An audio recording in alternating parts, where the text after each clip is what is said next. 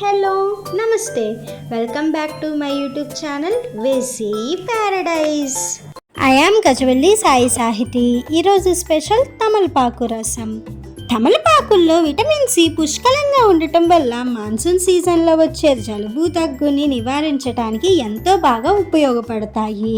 మరి ఈ తమలపాకులతో రసం చేసి పెట్టాము అంటే స్పైసీగా ఎంతో టేస్టీగా ఉండే ఈ రసంని అన్నంలో తినడం మానేసి డైరెక్ట్గా తాగేస్తారు. మరి అంత రుచికరమైన ఈ రసం రెసిపీ ప్రాసెస్ చూసేద్దామా? Let's begin the recipe process. First ఒక మిక్సర్ జార్ తీసుకొని అందులో శుభ్రంగా వాష్ చేసుకొని తొడాలు తీసి కోర్స్గా కట్ చేసుకున్న ఒక 5 తమలపాకులను యాడ్ చేసుకోండి. ఇక్కడ నేను డైరెక్ట్గా చెట్టుకి ఉన్న తమలపాకులు యూజ్ చేస్తున్నాను. ఇన్ కేస్ మీరు గనక మార్కెట్లో దొరికే తమలపాకులు యూజ్ చేస్తున్నట్లు అయితే ఇంకొక 2 ఎక్స్ట్రా యాడ్ చేసుకోండి. ఇందులో బాగా పండిన 2 టొమాటోస్ యాడ్ చేసుకోండి. అలాగే ఇందులో 1/2 టీ స్పూన్ మిరియాలు యాడ్ చేసుకొని కోర్స్గా గ్రైండ్ చేసుకోండి. ఆల్రెడీ తమలపాకుల్లో ఘాటుతనం ఉంటుంది కాబట్టి మిరియాలు మరీ ఓవర్గా యాడ్ చేసుకోకండి. సో ఇలా గ్రైండ్ చేసుకున్న తర్వాత దీనిని పక్కన పెట్టుకొని స్టవ్ మీద ఒక గిన్నె పెట్టుకొని అందులో 1/2 లీటర్ నీరు యాడ్ చేసుకొని లైట్గా మరగటం స్టార్ట్ అయిన వెంటనే గ్రైండ్ చేసి పక్కన పెట్టుకున్న టొమాటో తమలపాకుల మిశ్రమాన్ని యాడ్ చేసుకొని ఒక్కసారి మిక్స్ చేసుకున్న తర్వాత ఒక వెల్లుల్లిపాయని ఈ విధంగా రెబ్బలుగా సపరేట్ చేసుకొని యాడ్ చేసుకోండి.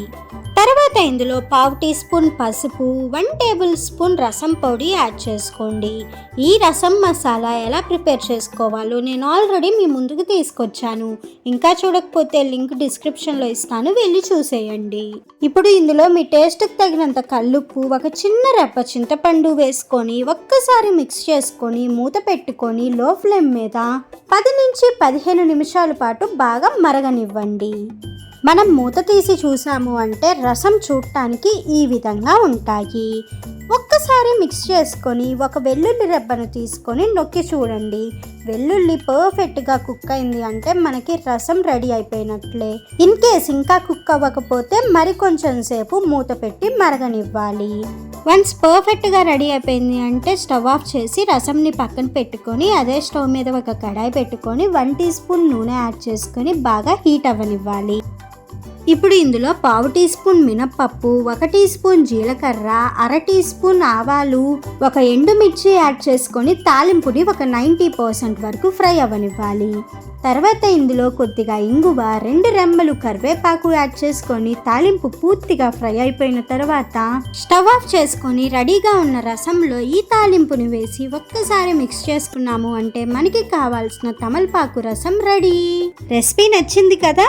అయితే ఇంకెందుకు లేట్, ఈ సీజన్లో ఈజీగానే తమలపాకులు అవైలబుల్లో ఉంటాయి కాబట్టి ఖచ్చితంగా ట్రై చేసి చూడండి.